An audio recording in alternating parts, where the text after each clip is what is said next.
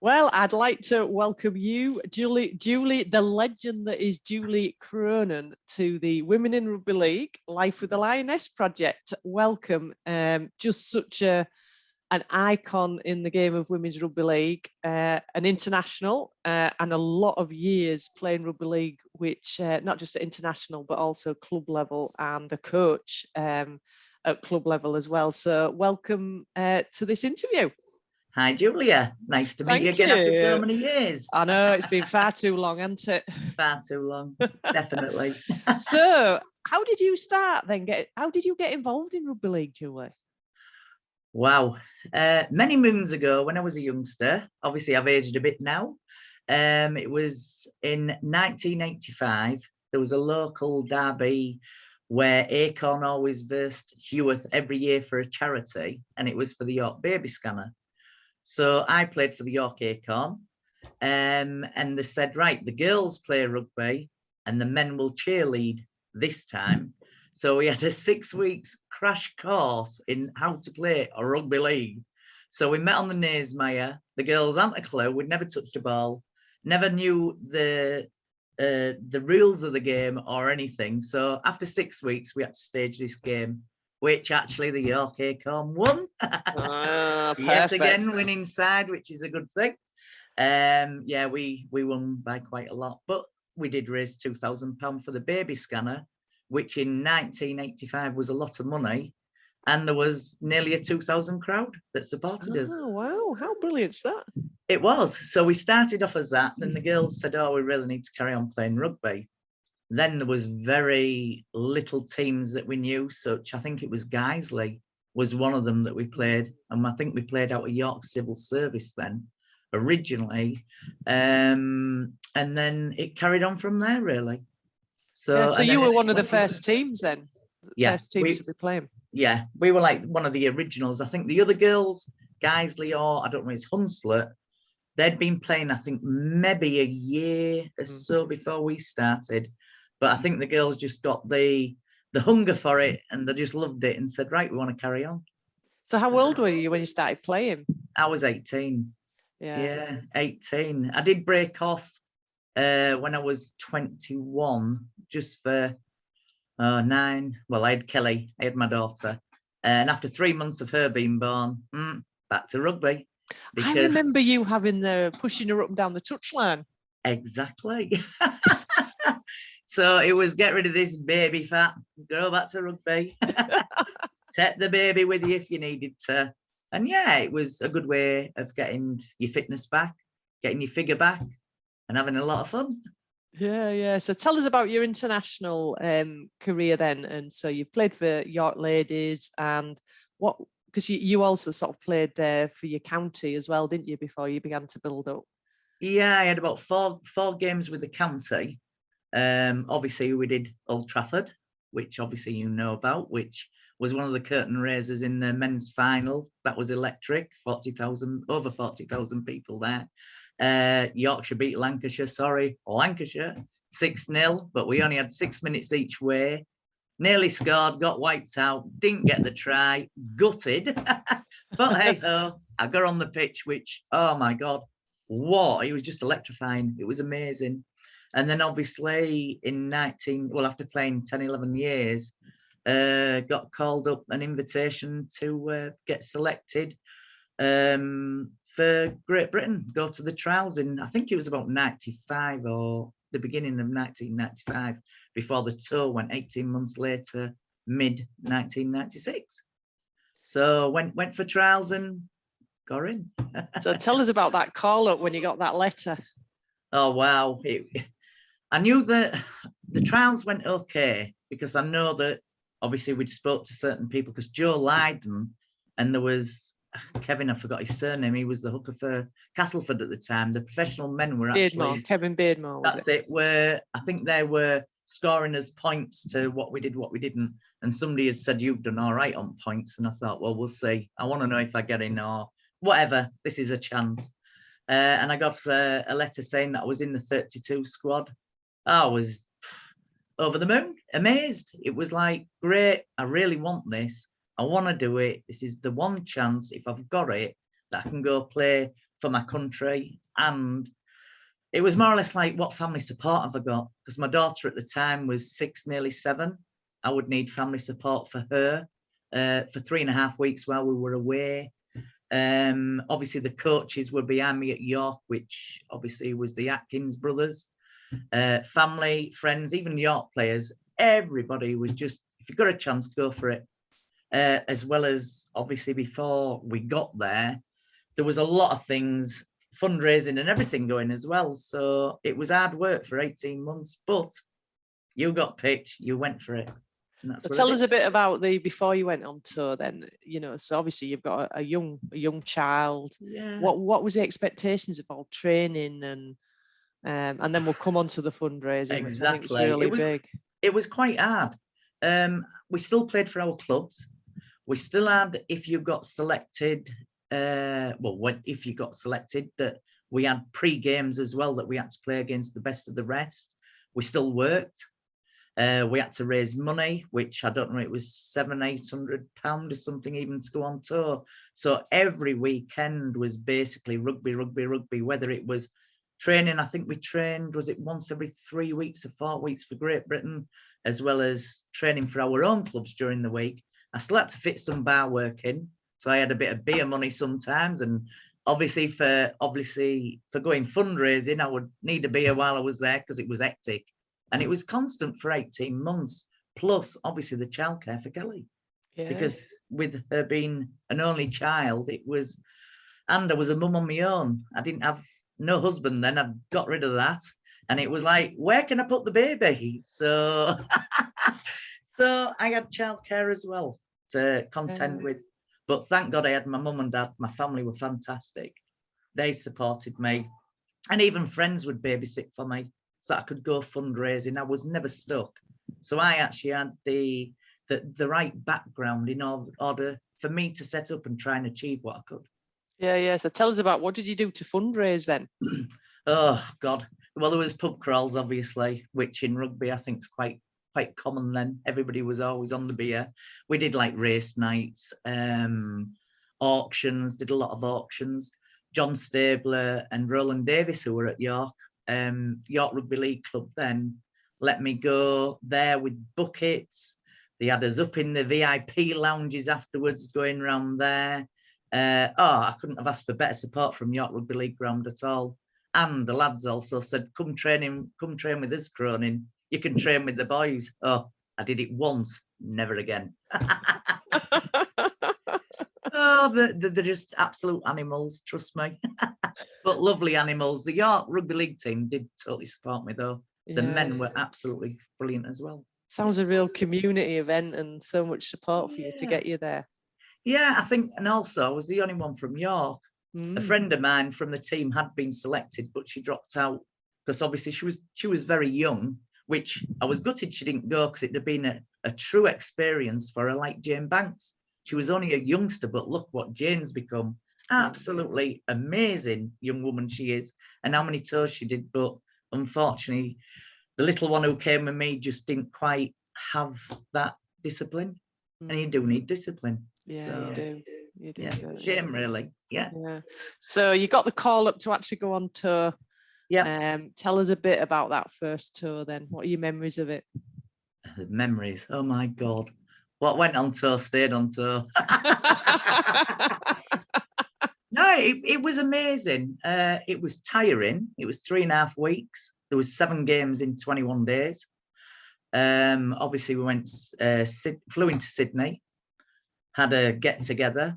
Didn't make the evening get together because I was jet lagged, along with was it Flo Joe and Sal Milburn. We were still in bed asleep. We were so tired, but we sorted that out. We played our first game in Canberra, which the referee played an extra 15 minutes so that they actually beat us 16-14, which, yeah, we all chased him off the pitch because we were winning, but he had to do that bit extra just for Australia. So then obviously we also had friendly games in between, such as the President's 13 or against Canberra side, against Sydney side, against Brisbane side, as well as the 3 test matches and this President 13. So there's your seven games. Then we went to Brisbane, which was amazing. The Broncos were playing, and this white horse was running around the pitch on the outskirts. And I'm like, why aren't we playing on this pitch now? And they said because the Aussie team didn't want to play on the professional ground. I'm like, you're joking. This is like, wow. We tended to play, actually in Canberra and Brisbane, we were on their training grounds, but in Sydney, we were actually on the Rabbits ground, which was the final test series. We actually won the second test, 18-12, which we deserved it, of course we did. And then obviously the final test was at Sydney ground, Sydney Rabbits, and it was all or nothing. It was, it was tit for tat all the way. And all I remember was looking up at the clock and it said 3 minutes 45 left. And we'd just scored and it was 2018. It was 3 minutes 45 left to hold onto this series and bring the Ashes home. And Lisa Mack had ended up getting concussed. She was walking around not even on this planet. So she got shipped off. So it was like, Cronin, get to 13 just in case you needed there. Obviously, we were on the pitch. Bren Dobeck had kicked this ball down the pitch, and I'm thinking, oh my God, no, please, don't grab it. Don't give them this set of 6 to score. And it was just like scramble. But then fortunately for us, they kicked it back on their 5th tackle. We got it, 2 tackles, Uta went, yay, we won. But that, for me, was the momentous time at the 3 minutes 45. I always looked up at where the scoreboard was on this clock. And I just remember that in my mind going, please don't lose it. Please don't let it go. And we won. But I think we all just stood there stunned as if to say, is that the hooter? Have we won? Have we not? And people just looked round it in amazement as if to say, have we? Haven't we? And then that was it. And how great. You are one of the last teams. So that Great Britain women's team is the last team, British team or English team, to be honest, to ever beat the Australians on their turf in a 3 series test match. How brilliant is that?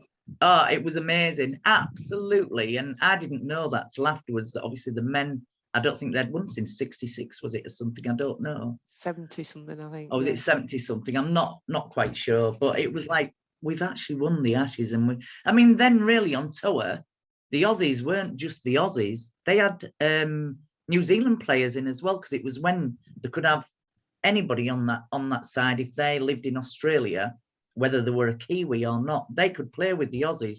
And they were really hard girls. They hurt you.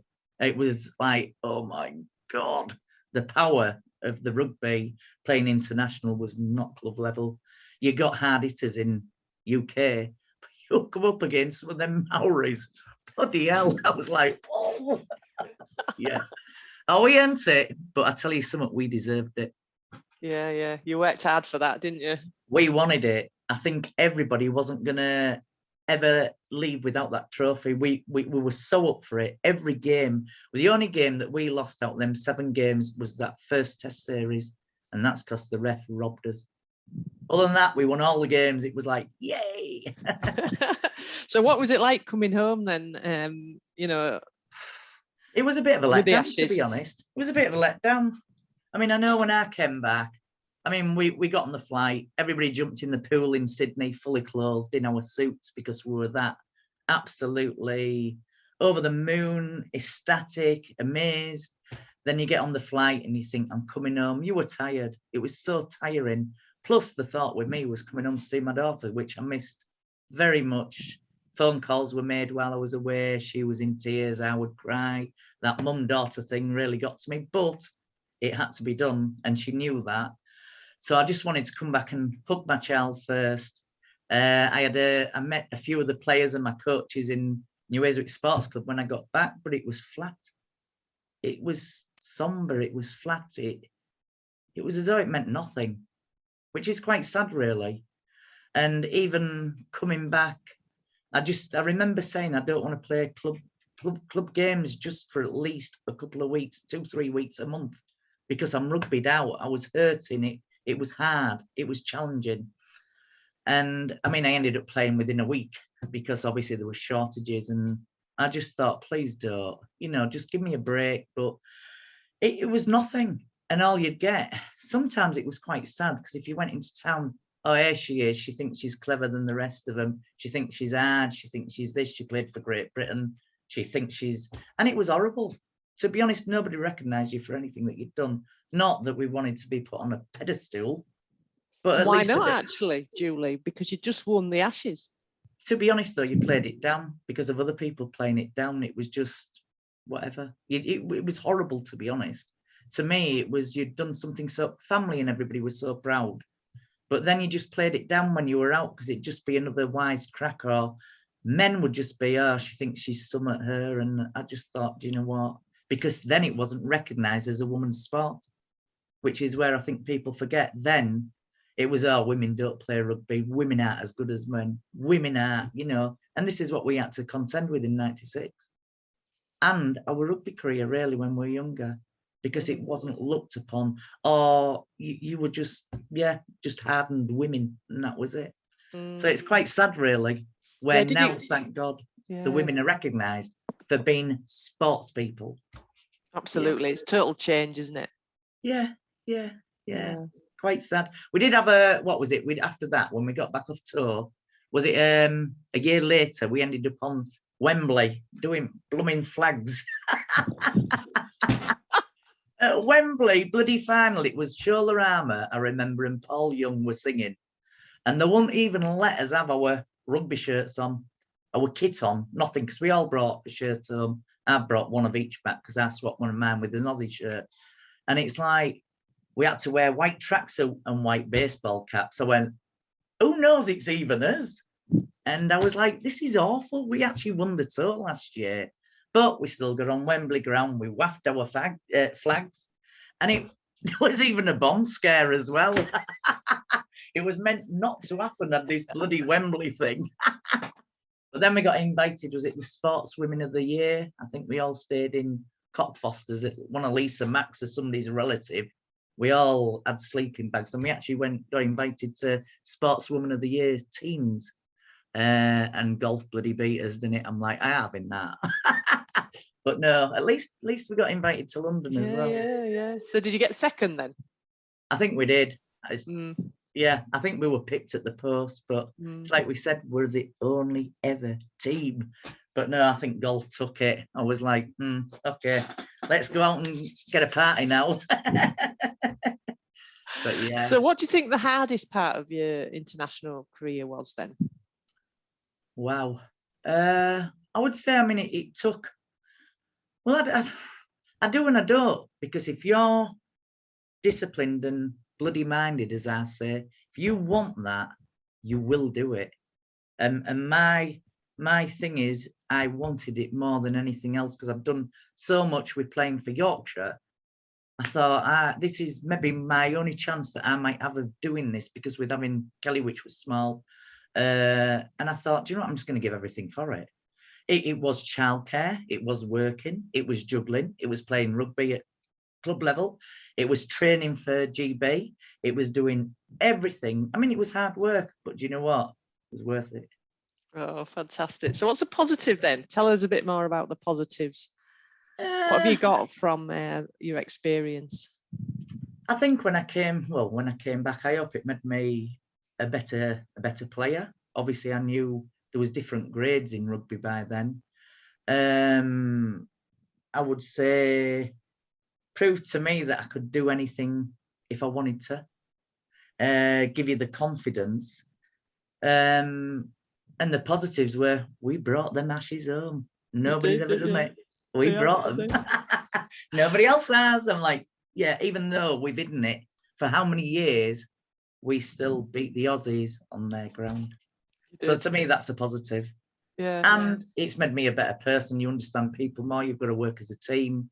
You learn different walks of life, different challenges, and yeah. And it'd be remiss of me if I didn't mention, how many years did you play, Julie? I played 13 altogether. Yeah. And how old were you when you retired? 32. A bit too young. I wouldn't have retired. I'd have kept playing, but yeah, I had to walk away with injury and whatever other circumstances. Yeah. And then you So, started doing a bit of coaching as well, didn't you? I did. I had the boys. I got roped into my little minions. It was like Snow White and the 10 Dwarfs, which was absolutely brilliant. Learning them at the age of 5. I actually had my nephew who played in my team. Obviously, he never got man at match because I couldn't look as though I favoured him. I gave him it once because he did really deserve it over at Sherburn. When there was it a Castleford Rugby League's player lad playing? Now he was awesome, but my young'un took him down. I'm like, yes. So I did help the boys for so many years, maybe 3 years, and then I went into girls rugby, which I ended up with an under-16s team, which were a nightmare. It was like, hormones, you name it, everything else. But they went on. Some of them went open age when obviously I wasn't playing, and then I ended up with the under-12 girls as well. Got them for about 3 years, so about 7 years, I think altogether, 7-8 years coaching. Always been asked to come back. Even Kay Rollo, come back and help me with York lot and help me do this and I'm like, I've had enough. I said, I did 20 years, which to some people is not a lot. Some people have done it far longer, but then it was time for my life to do what I needed to do as well. Just have a break and then rest my body. My body is like shot. So when you look and reflect on what you've achieved, what do you think? Sometimes I think I have to bite myself and think, did it really happen? Was that really, did I honestly get the chance? But yeah, I did. Because I always say you train hard, you work hard, you get what you want. And I went for it. I grabbed the bull by the horns. And I just think my rugby league days were the best days of my life. It was a good family, a good setup with all the other teams. And it maybe made me a better person, more considerate, more team player for work, it was my life. And it was my life until I stopped playing. Now I've got a granddaughter. So now my granddaughter's my life. Oh, fantastic. So what would you say now? So rugby league, as you say, women's sports really taking off now, isn't it? And women's rugby league. So what have you got to say to that generation of young women? I'd just say, end of the day, like I've always said with me, train hard, play hard, go for what you can, take that chance. If you want it and rugby league's in your heart, like mine was in my heart, it wasn't in my head, I think I can do this. I played from the heart. And that is where my rugby league days come from. You meet a great set of people. And I think it's about time that women got noticed more for what they're achieving and what they're doing in rugby league. And these young girls can do all this where we couldn't. So I wish them all the best because there's some cracking players out there. I've been watching a few bits and bobs on telly and everything, and I just think, to be young. But if you want it, go for it. Oh, Julie, thank you. You are a legend in women's rugby league. You are a legend in women's rugby league. You are, and I'm not having you say you're not. Anyone who's watching this and knows Julie Cronin and knows York, you are an absolute legend. So thank you for your time. You have put so much into the sport, and we thank you for that. And actually, the path that you've paved for other women, and particularly in York, with the Women's Rugby League World Cup coming, and staying at York, it's a real sort of feather in your cap for being able to celebrate all your achievements. So thank you so much for your time and for sharing your memories. Thank you.